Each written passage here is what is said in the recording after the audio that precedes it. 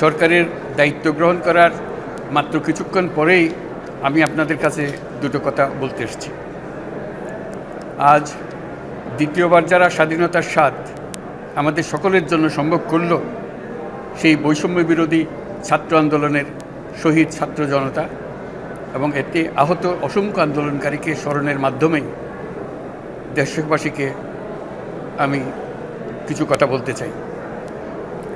তাদের দুঃসাহসিক আত্মত্যাগ, সাহস ও সারা দেশকে ঐক্যবদ্ধ করার বিনিময়ে ছাড়া এই স্বাধীনতা অর্জন কখনোই সম্ভব হতো না।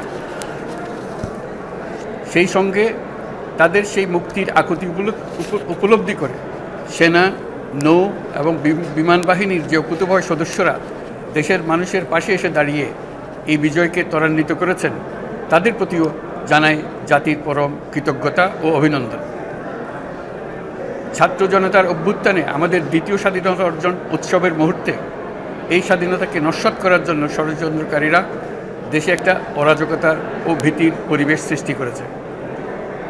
অরাজকতা আমাদের শত্রু, একে দ্রুত পরাজিত করতে হবে। এই মুহূর্তে সরকারের প্রথম কর্তব্য হিসেবে আমরা এই ষড়যন্ত্রকারীদের কঠিন হাতে দমন করব। স্বাধীনতার মুক্ত বাতাস যেন প্রত্যেকে বুক ভরে নিতে পারে, এই নিশ্চয়তা দানেই আমাদের সরকারের প্রথম পরিস্থিতি। এই ব্যাপারে দেশবাসীর সহযোগিতা কামনা করছি।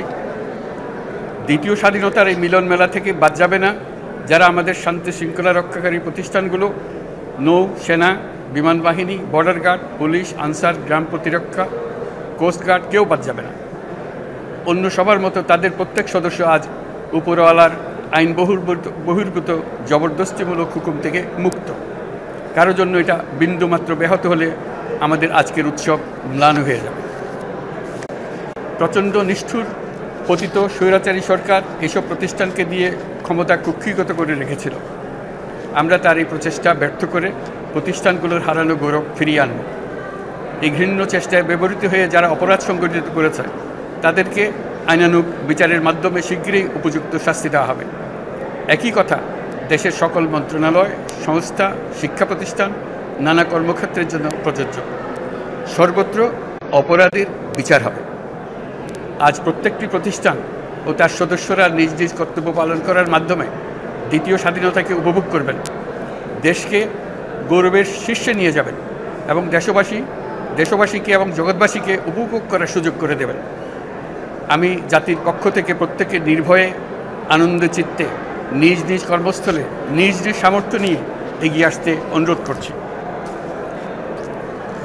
দেশের সকল মানুষকে আজ স্বাধীন, নির্ভয়, নিরুদ্বেগ থাকার জন্য নিশ্চয়তা দেওয়ার জন্য আমাদের ছাত্র শহীদরা প্রাণ দিয়েছেন।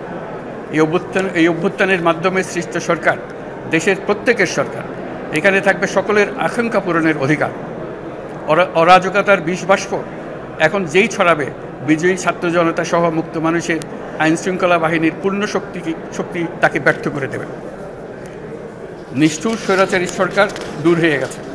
কাল সূর্য উদয়ের সঙ্গে সঙ্গে গণতন্ত্রের, সুবিচারের, মানবাধিকারের নির্ভয়ে মত প্রকাশের পূর্ণ স্বাধীনতার জন্য সকলের স্বাচ্ছন্দ্যে জীবন ধারণের সুযোগ প্রদানের সচেষ্ট সরকারের ঘনিষ্ঠ সান্নিধ্য ও সহমর্মী পরশ দলমত নির্বিশেষে সবাই উপভোগ করবে।